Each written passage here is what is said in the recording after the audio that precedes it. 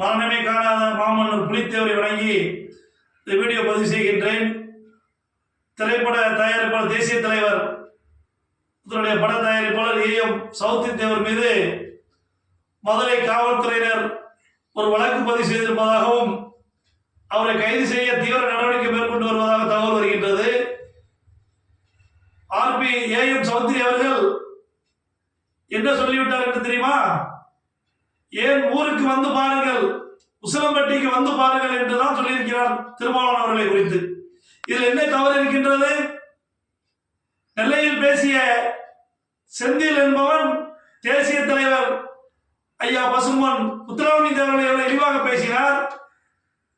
அதே போல் நேதாஜி தேச தந்தை நேதாஜி சுபாஷ் சந்திர போஸ் அவர்களை எவ்வளவு தலைக்கோலோட பேசினார். அவரையெல்லாம் கைது செய்ய காவல்துறை தீவிரம் காட்டாமல் என் ஊருக்கு வந்து பாருங்கள், என்னை பற்றி கேட்டு பாருங்கள் என்று சொல்வதில் என்ன தவறு இருக்கின்றது?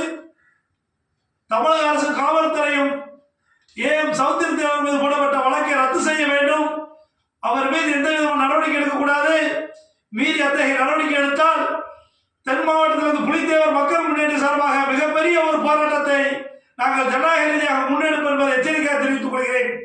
தேவர் சமுதாயத்தை வழக்கு மூலமாக ஒடுக்கிவிடலாம், அடக்கிவிடலாம் என்று நினைத்தால் வருகின்ற 2026 சட்டமன்ற தேர்தல் தக்க பாடத்தை இந்த அரசுக்கு புகட்டுவோம் என்பதை எச்சரிக்கையாக தெரிவித்துக் கொள்கிறேன். என்றும் சமுதாய பணியில் பவானி வேல்முருகன். நன்றி.